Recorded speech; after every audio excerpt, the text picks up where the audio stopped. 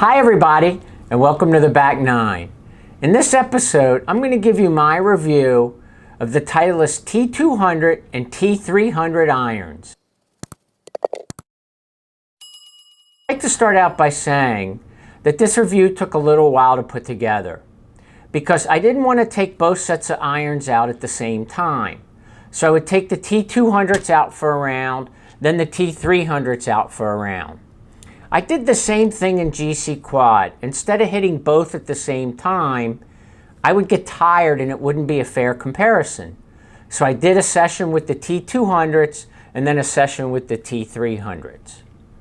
These are my opinions, my experiences with these irons, with my game capabilities currently.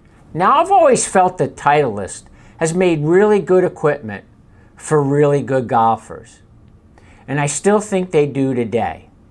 Just an observation, take it for what it's worth. But I play a lot of different courses. I play public courses, I play at country clubs, and higher end pay-for-plays. And I'm a golf geek, equipment geek, so I tend to look in people's bags to see what they're playing. I find it interesting. I find it really interesting since these irons have been out. I have not seen a single set of T200 or T300s in anyone's bag. I see a lot of Callaways, a lot of TaylorMades, more and more Cobras, a lot of Pings.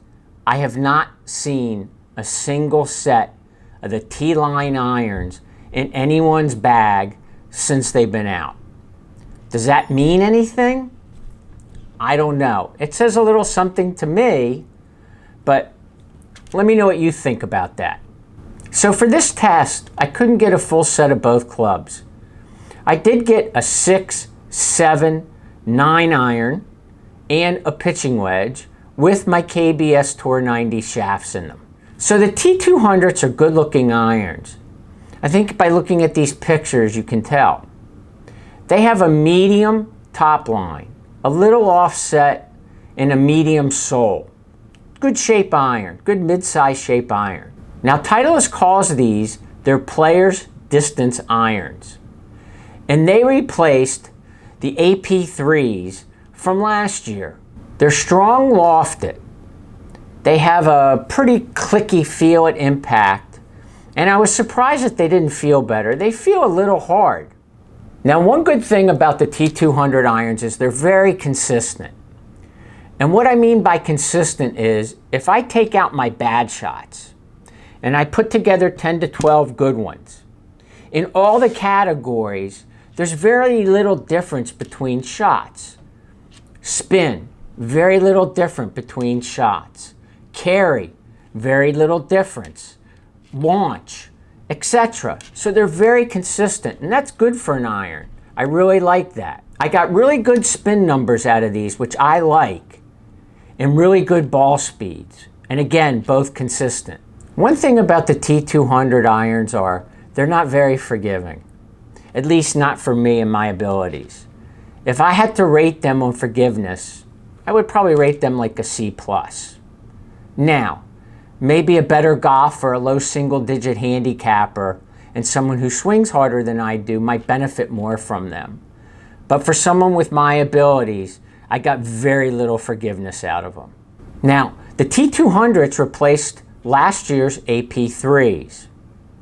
I hit them both together on a session at GC Quad, and there was no difference in performance. On my best swings, they were very, very similar.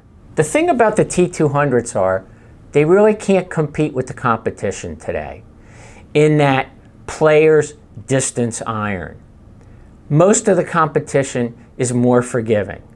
Now I'm talking about like the TaylorMade P790s or the Mizuno MP20 HMBs, which I found easy to hit, or the Cobra Forge Tech irons.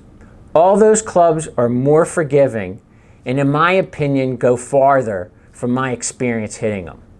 So let's go over my numbers with the 7 iron with the T200s. Now these are my averages over on the course and a GC quad. My average ball speed was 116 miles per hour. My average spin, which was good for me with an iron, was 5,900 RPMs. Average carry, 159 yards. Now, my 7-iron that I play now, which are the P790s, I get about 162 to 65 yards out of. The launch averaged at 17.9 degrees, and the peak height averaged at 106 feet. Now let's talk about the T300s. Titleist calls these their players' game improvement irons. I find it interesting that both the T200 and the T300 titles start with players. Now for me, when I'm playing with friends and I see someone that I know is a really good golfer, I say, hey, that guy's a really good golfer, or that guy's a player. So maybe this is just a little hint from Titleist that these irons are made for better players. I may be off, but that's how I take it. Titleist calls these a mid-size iron. Folks, there's nothing mid-size about these.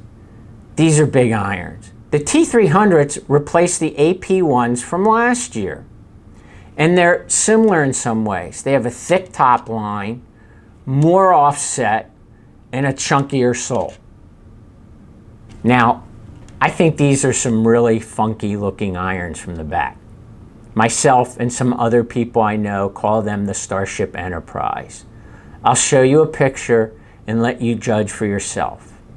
As far as shelf appeal goes, I think it's really poor because the way most stores display their irons, the back is facing the customer, not the face. You may like the back, but I just don't see it. Now, as far as hitting them, they too were clickier than the T200s, and I was surprised they didn't feel better. Again, they felt pretty hard at impact. The T200s are a low spinning iron and low launching. The launch is most likely a combination from the strong lofts and the low spin. With both of those involved, my carry wasn't great because I couldn't get them high enough in the air and keep them in the air. Where the T200s were very consistent with their numbers, the T300s were just the opposite. They were very inconsistent. I took out a few of my bad shots and put together 10 to 12 good ones. Across the board in every category like spin, launch, carry, and ball speed, there was a big difference between every shot. Also, the forgiveness was just not there. It wasn't consistent. Some shots I hit and I said, wow, that's forgiving. And other shots I hit, which I felt I hit good, and they weren't forgiving. The T300s, like the T200s, really cannot compete with the competition that's out there for this category of iron.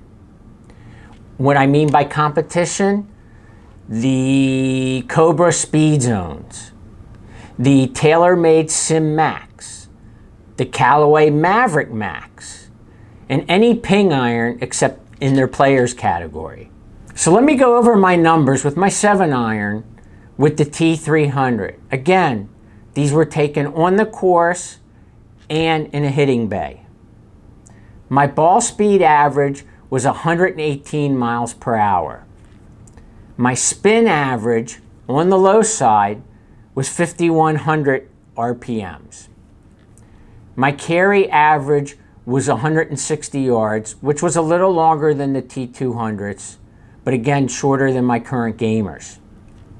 The launch was low for me at 16.4. Again, strong lofted, low spin. And my peak height was 98 feet. To summarize, if you like your AP irons, no matter what set you have, there's no reason for you to upgrade to the T series. I compared both series, and there's little to no difference between the two. Over the past 2 years, I've hit and tested a lot of different irons in a lot of different categories. I think for the T200 and the T300s, There are a lot of better choices out there from different companies, and a lot of them are less expensive. I hope this video finds everybody healthy and staying safe the best you can. As always, when you're on the course, hit them straight. Thank you very much for watching.